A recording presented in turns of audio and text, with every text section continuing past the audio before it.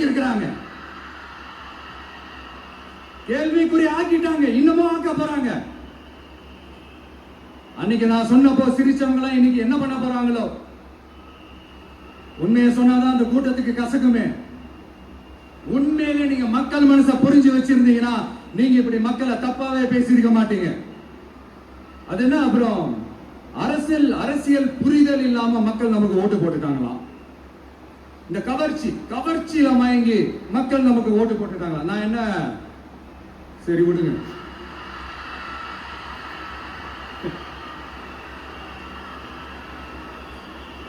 மக்கள் அவங்களுக்கு ஓட்டு போட்டா அந்த மக்கள் நல்லவங்களா, அதே மக்கள் நமக்கு ஓட்டு போட்டா அந்த மக்கள் கெட்டவங்களா? தற்குறியா?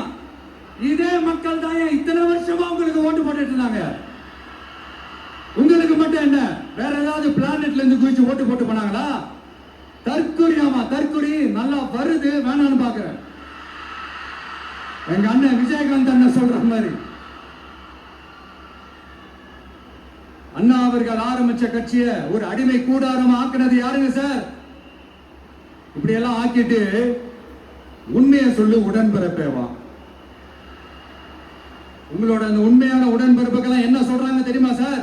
திமுக இப்படி ஆனதுக்கு காரணம், அந்த காரணத்தை வெளியில எல்லாம் போய் தேடாதீங்க, உங்க குடும்பத்துக்குள்ளே கேளுங்கிறாங்க. உங்களுக்காக மாடா உழைச்சி தேஞ்சு போய் கிடக்கிறோம்.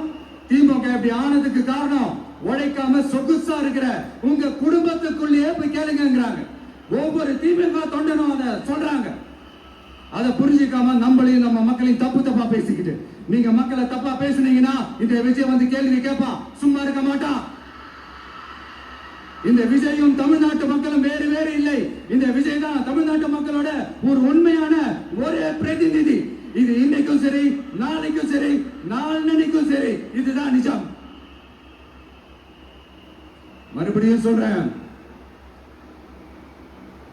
நமக்கும் மக்களுக்கும் இடையே இருக்கிற இந்த பூர்வ ஜென்ம பந்தத்தை, அந்த உறவை ஏதோ இந்த சதிகள் சூழ்ச்சிகள் பண்ணி யாராலையும் எதுவும் கெடுக்கவே முடியாது.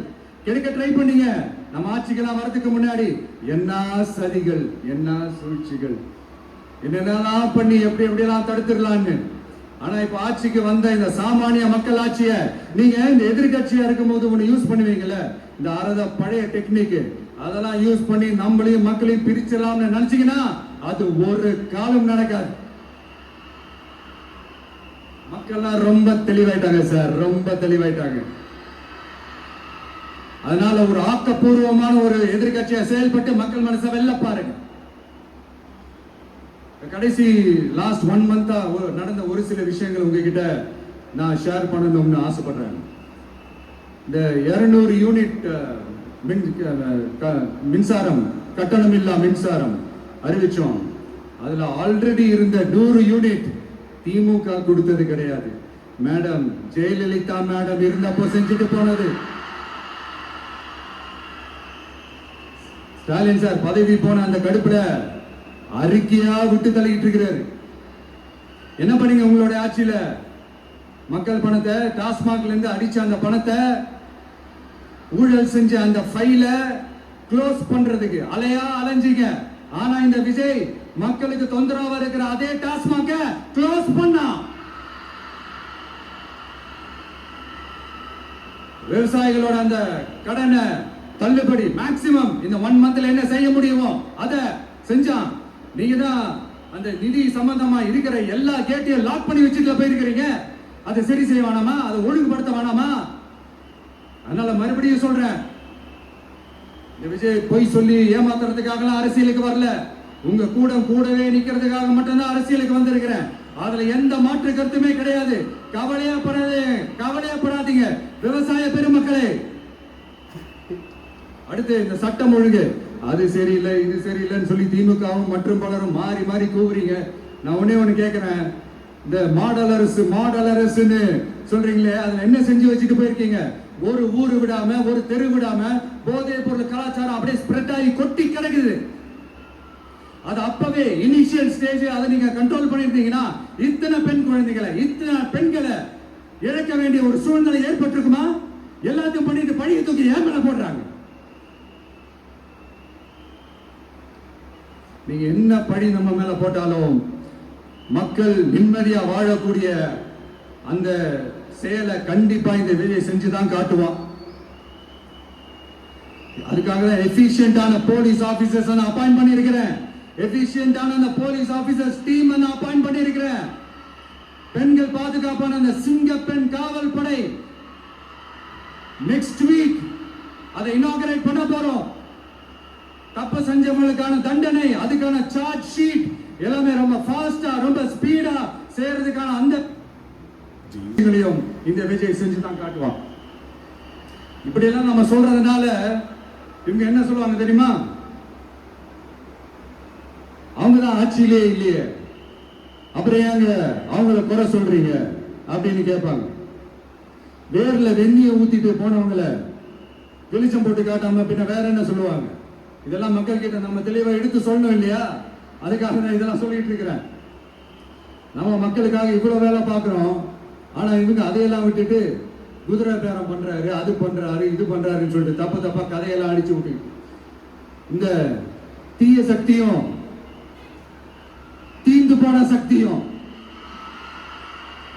அதாங்க திமுகவும் மற்றும் பலரும் ஒன்னா சேர்ந்துகிட்டு திருட்டுத்தனமா யாருக்கும் தெரியாம ஒரு ஓரமா மூலையில உட்கார்ந்துட்டு பேரம் பேசி கூட்டு சேர்ந்து ஆட்சி அமைச்சு கொள்ளையடிக்க திட்டம் போட்டாங்க. அது ஏன் தெரியுமா? உங்களோட இந்த டிவிக்கு ஆட்சி அமைஞ்சா அவங்க பொழப்பே போயிடும். அந்த கொள்ளையடிக்கிறது, லஞ்சம், ஊழல் எல்லாமே கத்தம் கத்தம். அதான் இந்த காரணம். அடுத்து ஸ்டாலின் சார், திமுக வந்து இப்போ தீய சக்தி மட்டும் இல்ல, மக்களை விட்டு ரொம்ப தூரமா போன தூர சக்தி, ஓர சக்தி, தோர சக்தி, பார சக்தி.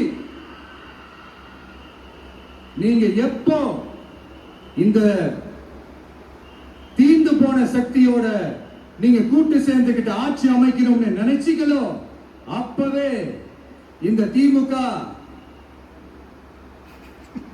தூர்த்து போன சக்தியாகவும் ஆயிடுச்சு. நீங்களா நம்மளை பத்தி அவதூறு பேசலாமா சார்? இது நியாயமா? மக்களை இவ்வளவு பெரிய மக்கள் சக்தி நம்மளோடு இருக்கும் போது நமக்கு எதுக்கு வேற அரசியல்? எலெக்ஷன்ல 50-60 வருஷமா இருந்த சாதிய உடைச்சிருக்கிறோம், மதத்தை உடைச்சிருக்கிறோம், காசு கொடுத்து ஓட்டு வாங்குறத உடைச்சிருக்கிறோம். நாம எது செஞ்சாலும் கான்ஸ்டிடியூஷன்ல தான் செய்வோம். நாம சிங்கிள் மெஜாரிட்டி வாங்கி இருந்தாலும் நம்மள நம்பி முறையா கூட்டணியில கட்சியில ஆதரிக்க வர்றவங்களை அரவணைச்சுதான் இருப்போம். நான் இப்பவும் மீண்டும் டிக்ளேர் பண்றேன், டிவிகே ஆட்சி எந்த பாகுபாடும் இல்லாம எல்லாருக்குமான ஒரு ஆட்சியா தான் இருக்கும். அதுல எந்த மாற்றமும் கிடையாது. ஸ்டாலின் சார் மாதிரி ஊசலாட்டம் இருக்கவே இருக்காது.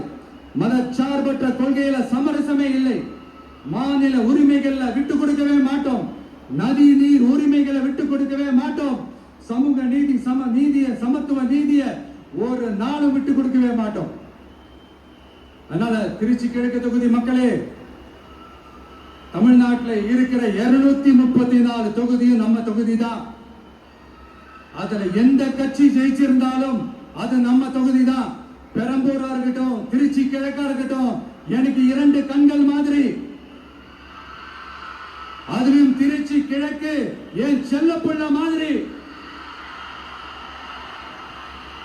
அதனால வரப்போற இடைத்தேர்தல்ல உங்க வீட்டுல இருக்கிற ஒருத்தரை உங்கள ஒருத்தர் தான் வேட்பாளரா நிக்க வைக்க போறோம். நீங்க எப்படி இந்த விஜய்க்கு ஆதரவு கொடுத்து ஓட்டு போட்டு ஜெயிக்க வச்சீங்களோ அதே மாதிரி வரப்போற இடைத்தேர்தல்ல உங்களுடைய அந்த வேட்பாளரும் ஜெயிக்க வைப்பீங்கன்ற அந்த ஒரு நம்பிக்கை நான் முழுமையாக தான் நம்புறேன். உங்களுக்காக உழைக்க வந்திருக்கிறேன். உங்களுக்காக எல்லா விஷயத்தையும் நான் பார்த்து செய்வேன். ஊழல் இல்லாத, லஞ்சம் இல்லாத ஒரு ஆட்சியை நான் கொடுப்பேன். I understand. ஒரே நாள் அது நடக்காததான், ஒரு மேஜிக் இல்ல. பட் ஒரு நாள் அதை நான் நடக்க வைப்பேன். எனக்கு இப்ப வேற எந்த வேலையும் இல்ல, உங்களுக்காக உழைக்கிறத தவிர. என் கடன் இனி என் மக்களுக்கு பணி செய்து கிடப்பதே. மீண்டும்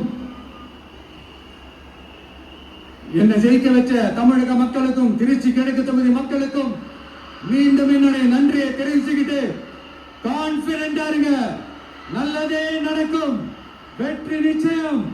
மீண்டும் சந்திக்கும் வரை நன்றி, வணக்கம்.